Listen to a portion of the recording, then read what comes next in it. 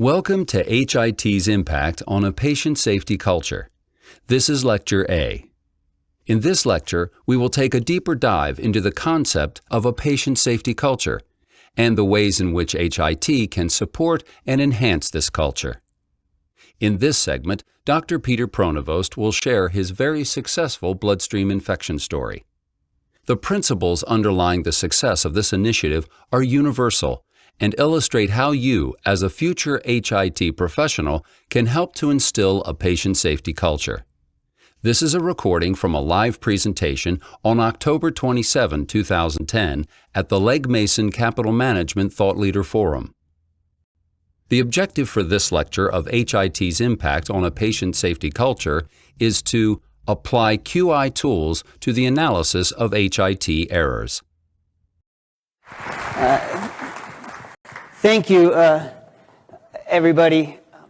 When I got that Genius Award, my daughter's teacher brought in the newspaper article and said, "Oh, look, class, Emma's daddy got the Genius Award." And my daughter, as only a kid can say, "What are you talking about? My daddy's not a genius.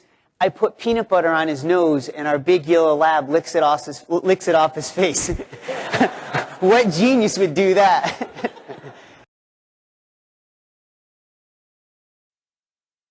And one of the themes you're going to hear me talk about this morning is humbleness. And it's a commodity that is, I think, too rare in our organization. But frankly, without it, you can't get started, and you certainly can't progress on this journey. So let's keep that in mind. Now, what I want to do in our time together is really three key things. One is I want to delve into briefly the story of the checklist so you understand this really phenomenal success story, but it's not as simple as the media build it out to be. Second is to understand this thing of culture and what do we mean by that.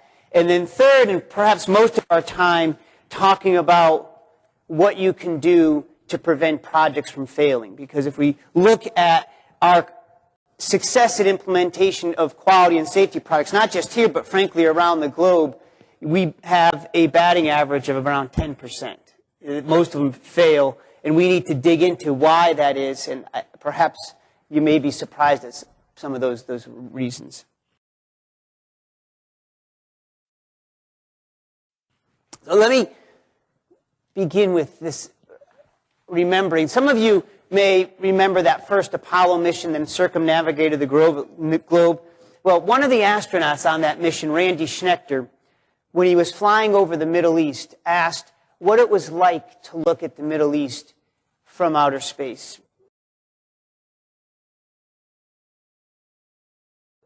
And his words, I think, were so telling. He said, "There's no lines from outer space. We invent them. They're figments of our imagination. And yet, on Earth, we kill people over those lines."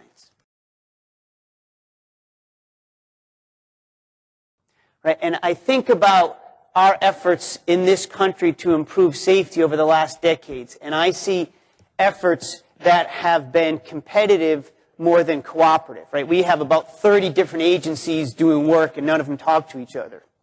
I see efforts that have been independent rather than independent. Even within our own hospitals, we have silos who are working, who are duplicating efforts, and we're not leveraging. And most importantly, we have efforts that have been focused on what we do, the efforts, rather than results we achieve. Because some of you may have read that National Healthcare Quality Report, which is the scorecard, if you will, of how we're doing on quality and safety in this country. That was released by AHRQ, Albert, maybe 2 months ago.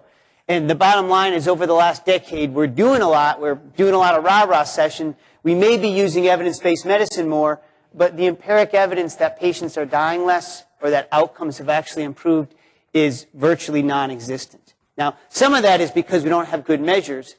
A lot of it's because we actually haven't improved outcomes, and we need to rethink why that is.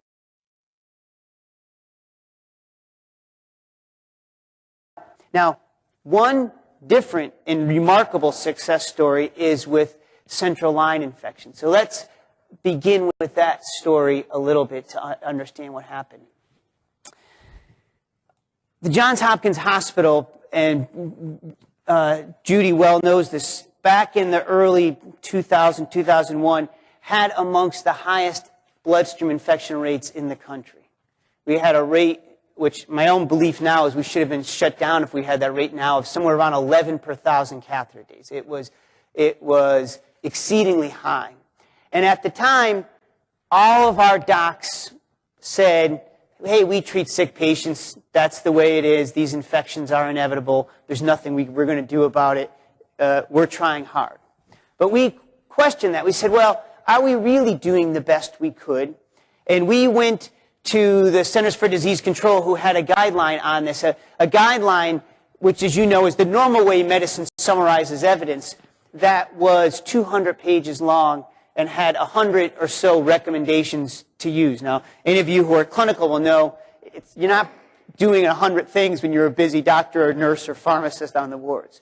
So we had the perhaps ludicrous idea of taking that guideline and culling out from it a checklist, a list of 5 items that are unambiguous, that are actually doable, and that are probably the most important things. And admittedly, we shot from the hip in picking what was most important, but we got some clinicians who are trained in clinical research to look at the evidence. And we ended up with 5 simple things.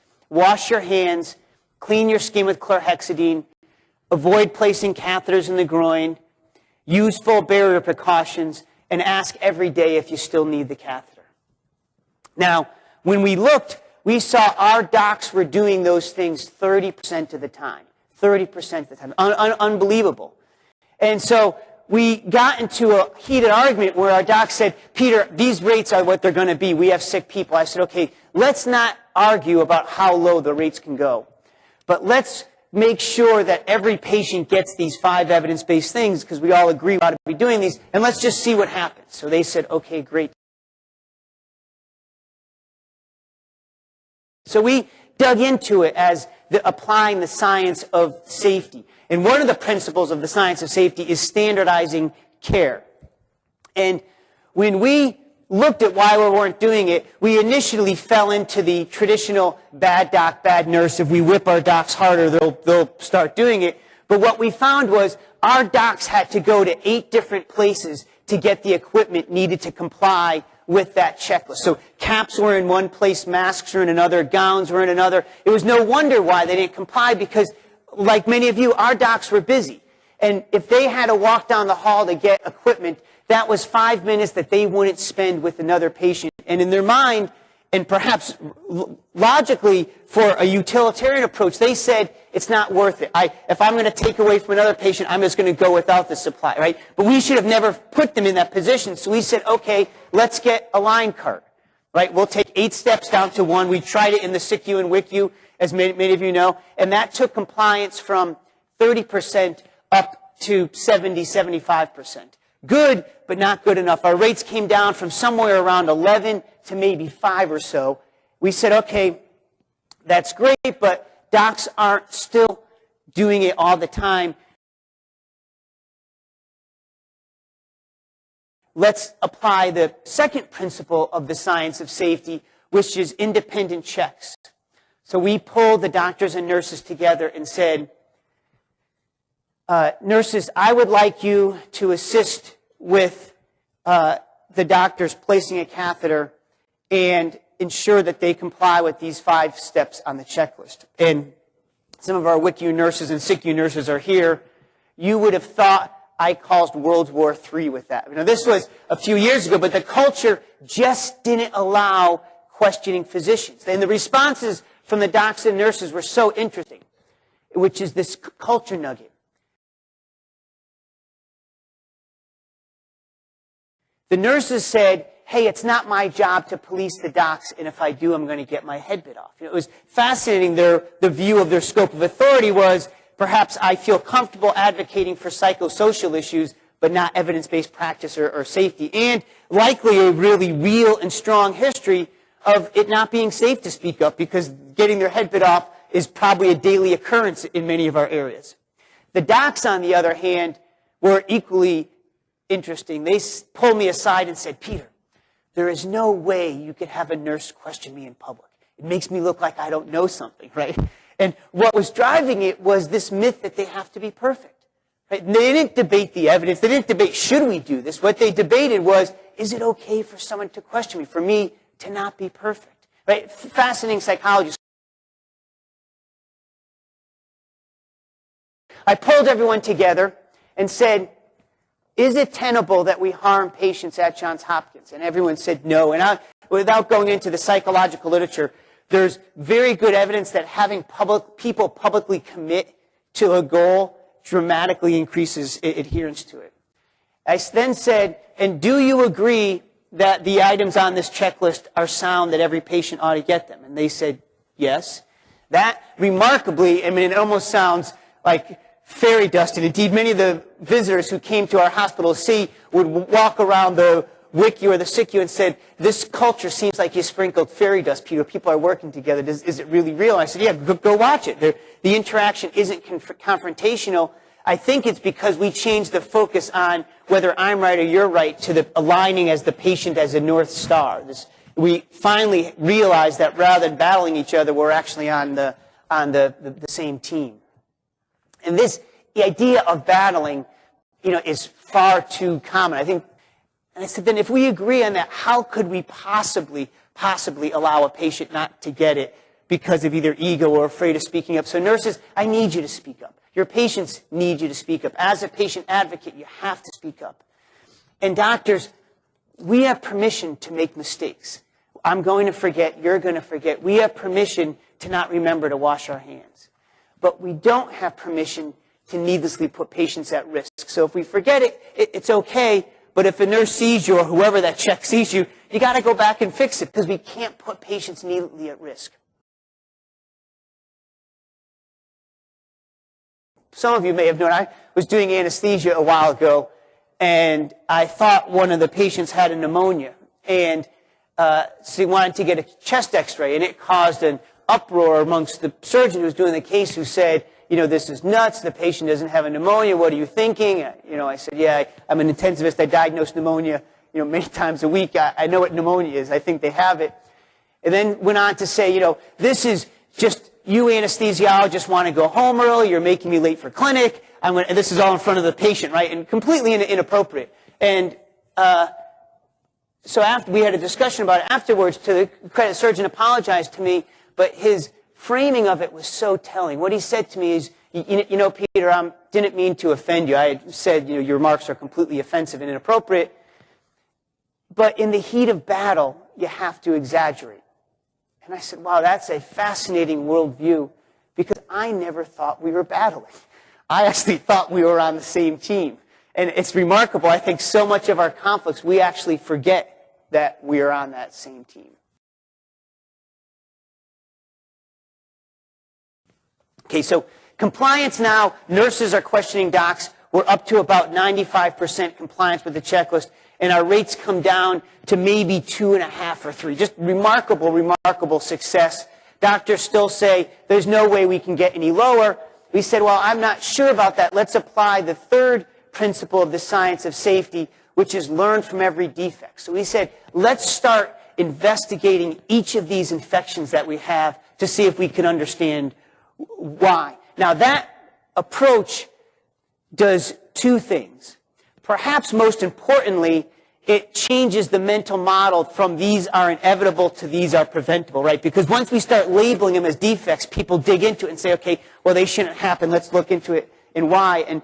And secondly, you find out what went wrong. So what did we find out? Well, when we dug into this, we found that, and Deb Hopkins helped lead a lot of these investigations, many of the infections, indeed half, weren't from lines that we placed in the ICU.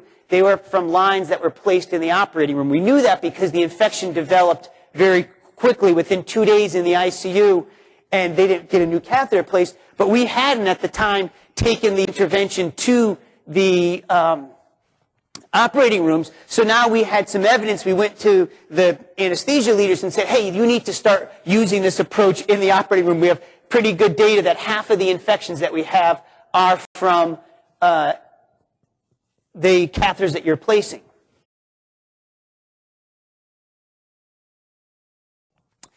We then, rates came down to maybe 2, 1.8. We kept digging in further. And what did we find? And again, this was really our nursing leaders found that the few infections that we had now had nothing to do with the checklist, which is for placing the catheter. It had to do with how we maintain the catheter, because the infections didn't happen within the first 5 days is what you'd expect if it's due to insertion. They happened after people had catheters for 10 days, 2 weeks, 3 weeks sometime. In other words, it had not likely to do with our checklist, but when we audited our catheter maintenance practices, what we found, and surprisingly, we hadn't standardized, so there was wide variation in knowledge of what we do for catheter maintenance.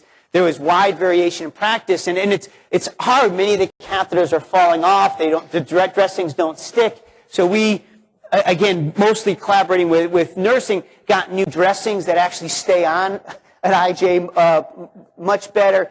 Deb Hobson and others developed in-services to audit our catheter maintenance so that each day we would look to see are the dressings intact, and we trained retrained the nursing staff to make sure they do it. And with that, we virtually eliminated these infections. Now, when I say that, let me just frame this performance to you, because it's truly breathtaking, this mindset of switching inevitable to preventable. What we found was that the cardiac SICU, which the average patient has 3 or so catheters, had gone over a year. I think it went to like 72 weeks without an infection. The SICU, Deb, you can correct me, I think at a time went 85 weeks. The WICU was up to 88 or so weeks, all with, unheard of performance. Now, is that really eliminating them because after 85 weeks you get an infection? The reality is, I don't know. But my gut is if you can go over a year without an infection, I suspect the one we have is we probably got sloppy. I don't know that for sure. Maybe the patient was that sick, and they were destined to get it, because there are certainly patients at high risk. But that performance was just deemed unheard of.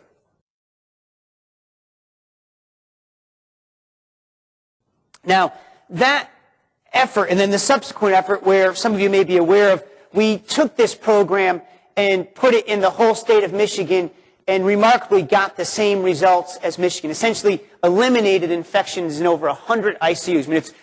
I was petrified to think of scaling up a safety program that could be scaled up and made that simple to implement in hospitals that we have absolutely no relationship with. But the reality is it worked, and we published that in New England Journal. We then went on to do the same thing in Rhode Island. That will be published shortly. Every hospital in the state eliminated. We're now, which is near killing me, putting it in every state in the country. We've launched about 50 states, or we've launched about 38 states, and I think 44 have signed up. But within 6 months, Hawaii eliminated these infections.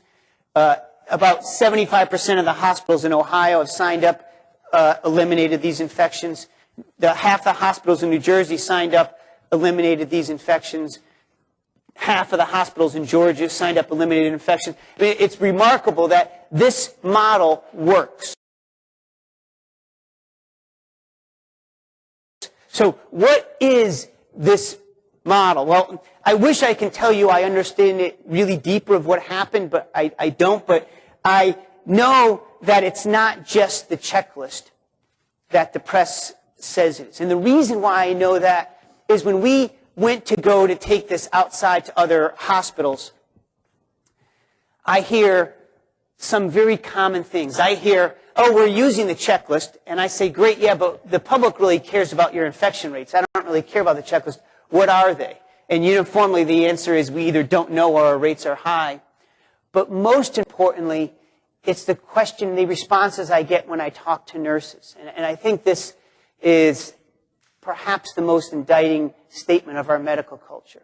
In every hospital I've been at, quite frankly, except ours, and we'll talk about that in a second, when I ask the nurses in that hospital, if you were to see a doctor, and especially a senior doctor, putting a catheter and not complying with the checklist, would you speak up, and do you think the doctor would comply?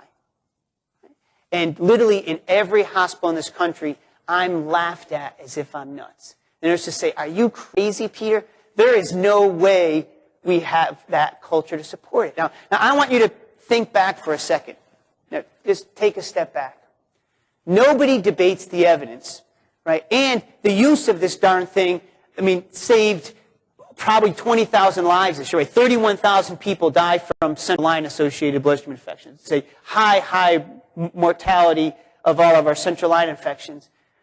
And we tolerate a culture where we wantonly allow failure to comply with evidence-based standards because of, frankly, ego, right? I don't know any other industry where we would tolerate 31,000 deaths a year when you have a solution because of this cultural barrier. To me, it's unconscionable, a leadership failure in our American medical system to not create that kind of culture.